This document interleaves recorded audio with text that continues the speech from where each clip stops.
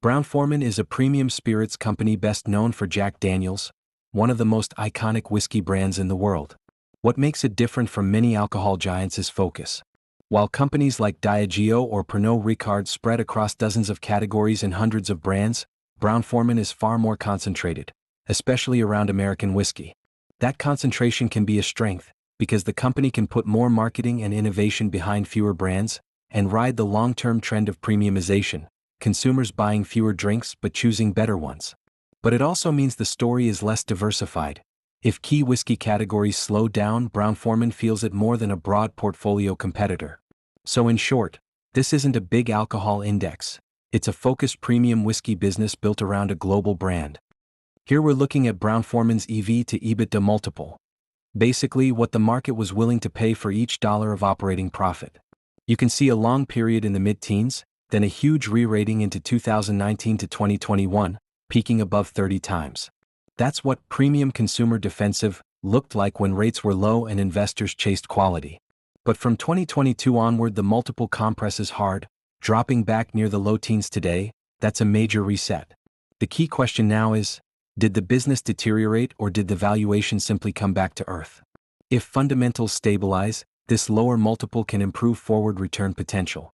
This chart separates the top line from operating profitability. Revenues trend upward for many years, but notice the more recent softness. The last couple of years are below the peak. EBITDA also climbed over time, but it's clearly not making new highs right now, which tells us margin pressure and slower growth are both at play. For a premium spirits company, that can happen when volumes normalize after strong years, pricing power cools, or costs don't fall as fast as sales. What I like here is that profitability remains solid. EBITDA is still high, but the trend reminds us this is not a straight line up growth story at the moment. ROIC is one of my favorite quality metrics because it shows how efficiently the company turns invested capital into profit. Brown-Forman historically posts very strong ROIC, mostly in the high teens to low 20s, which is excellent and supports the idea of a premium business with brand power. But the more recent years show a clear decline into the low teens. That doesn't mean the company suddenly became bad. It often reflects slower growth, heavier costs, or capital getting less productive at the margin. The takeaway, the business is still high quality, but the peak efficiency era has cooled, and investors will want to see ROIC stabilize before paying a premium multiple again. On this slide we see two different layers of profitability. Gross margin stays very high, which is typical for strong brands. Brown-Forman can sell premium products with good pricing. But over time gross margin has drifted lower, which can point to mix changes, higher input costs, or more promotional pressure. Net margin is more volatile because it includes everything below the gross line: marketing, overhead, taxes, and sometimes one-time items. You'll notice an unusually high spike around 2015. That's almost certainly non-recurring. More importantly, the recent pattern shows net margin not consistently improving, which fits the story we saw in EBITDA. Solid profitability but not in an acceleration phase. ROA tells us how much profit the company generates from its asset base. Brown-Forman used to run ROA in the low to mid-teens. That's very strong and signals an efficient, asset-light style business relative to many manufacturers. But since 2020, ROA trends down steadily into single digits. This usually happens when profits flatten while the balance sheet grows. Maybe more inventory, higher working capital needs, or assets expanding faster than earnings. It's not a disaster, but it's a signal. The business is currently getting less bang for the buck out of its assets than it used to, and that's one reason the market multiple can compress. Now we're shifting from profitability to financial risk. Net debt to EBITDA stays mostly around 1 to 2 times, which is generally a comfortable range for a stable consumer company. There are periods where leverage rises. You can see it push a bit over 2, but it's not extreme. For dividend investors, this matters because excessive leverage can threaten flexibility during a slowdown. Here, Brown-Forman looks financially disciplined overall. The key nuance is that when EBITDA is not growing, leverage can look worse even without taking on a ton of new debt. So ideally you want earnings momentum to return, keeping this ratio contained. EPS is what most investors feel directly. It's the bottom line result per share. Over the long run, Brown-Forman shows a clear upward trend, which is what you'd expect from a strong brand company. But you'll also see sharp jumps in certain years. Those often reflect one-offs or unusually favorable conditions, rather than normal growth. The recent EPS levels are decent, but not consistently accelerating year after year. That lines up with the broader picture. Still profitable, still resilient, but currently working through a slower phase. For valuation, what matters most is whether EPS growth re-accelerates, because that's how the stock earns back a premium multiple. This is the most shareholder-friendly chart. Dividends per share rise steadily over time, with a very consistent slope. That's exactly what long-term investors want.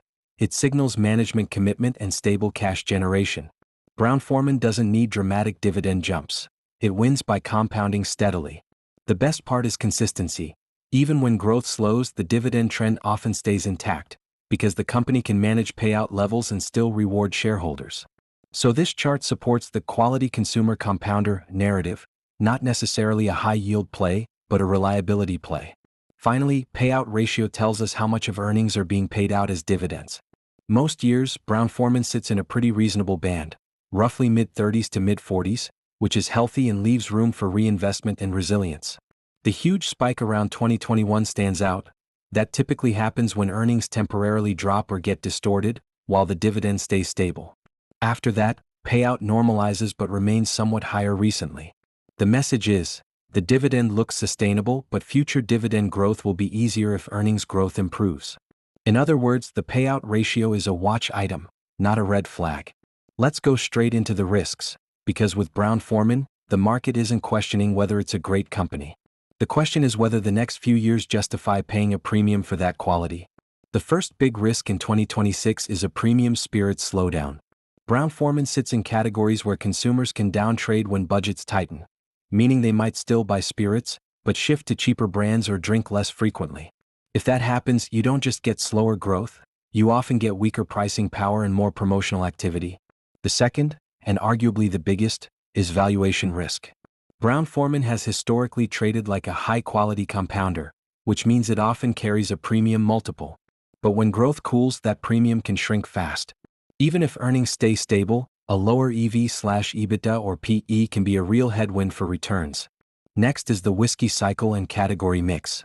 Jack Daniel's is an iconic franchise, but whiskey demand isn't a straight line.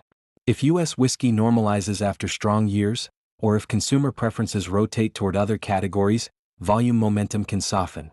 The company can manage through it, but expectations might need to reset. Another risk is margin pressure.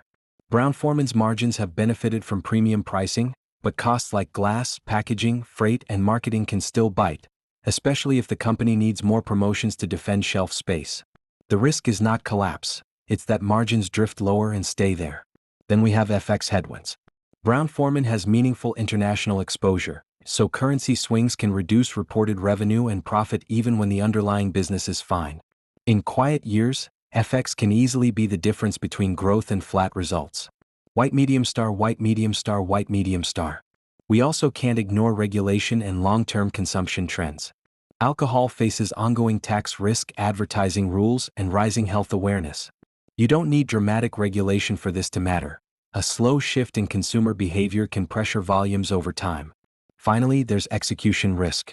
The company needs to keep brands relevant, innovate without damaging brand equity, and compete in fast-changing pockets like RTDs and premium offerings.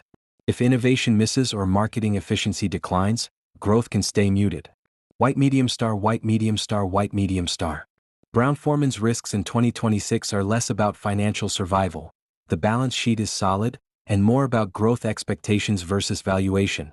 If premium demand slows and the market stops paying a quality premium, the stock can underperform even if the business remains healthy.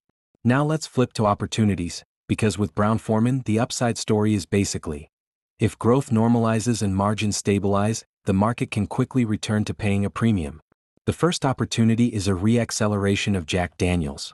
This brand is still one of the strongest global spirits franchises, and growth can come not only from volume, but from better mix, higher-priced expressions, premium variants, and innovation that expands occasions without discounting the core brand. If Jack gets momentum again, sentiment improves fast. Second is premiumization and pricing power returning. Brown-Forman is built for this. When consumer demand is healthy, premium brands can pass through price increases with less pushback. If the environment improves, the company can grow earnings even with modest volume. That's the ideal setup: steady demand plus pricing leverage. A big longer-term driver is international expansion. In many markets, spirits consumption and premiumization are still early. Add in travel retail recovery and broader distribution, and you can get multi-year tailwinds, especially if currency becomes less of a headwind. Then we have margin recovery. If input costs cool and the company improves productivity, manufacturing, logistics, packaging, marketing efficiency, margins can gradually rebuild. Even small margin improvements matter a lot for a company with strong brand economics. Another opportunity is portfolio focus. Brown-Forman doesn't need to win everywhere. It needs to allocate capital to the best returning brands and channels, and avoid chasing trends that dilute profitability. If management tightens focus and execution improves, the quality story looks stronger. And here's the market catalyst: multiple re-rating. If growth stabilizes, not even booms, just stabilizes, investors often pay up again for predictable cash flows and brand strength. That's where returns can accelerate, earnings growth plus a better valuation multiple. Finally, in a risk-off environment, Brown-Forman can regain its role as a defensive compounder, a business with resilient demand, strong brands, and long-term pricing power. When investors want stability, these names often outperform. The upside case is straightforward: stabilize demand, regain pricing power, and improve margins, and the market can quickly reward Brown-Forman with a higher multiple again. Here's how Wall Street currently sees Brown-Forman, and the key point is, the consensus is cautious, not optimistic. We only have 4 positive ratings in total, 2 strong buys and 2 buys, while the largest group is hold with 9 analysts, and on top of that there are 6 negative ratings combined, 3 sell and 3 strong sell. So what does this tell us? First, the market is not treating Brown-Forman like a can't-miss defensive compounder right now. If it was, you'd typically see a heavy buy skew. Instead, most analysts are basically saying, we need proof that growth and margins are stabilizing. Second, the fact that there's a meaningful sell/strong sell group usually reflects one of 2 fears. Either earnings growth has slowed enough that the stock doesn't deserve a premium multiple, or near-term fundamentals, volumes, pricing, or costs, are still under pressure. But there's also an opportunity hidden in this setup. When expectations are low, it doesn't take perfect results to surprise the market. If Brown-Forman shows improving trends, better pricing power, stabilizing volumes, or margin recovery, you can get sentiment improvement and potentially a re-rating. This rating mix says Brown-Forman is in a prove-it phase. The next few quarters matter, because good execution could shift those holds into buys, and that's when the stock typically gets its momentum back. Thanks for watching. If you enjoyed the video, please like and subscribe for more stock breakdowns. And let me know in the comments, do you own Realty Income, and would you buy it today for income at this valuation? This content is for educational purposes only and is not financial advice.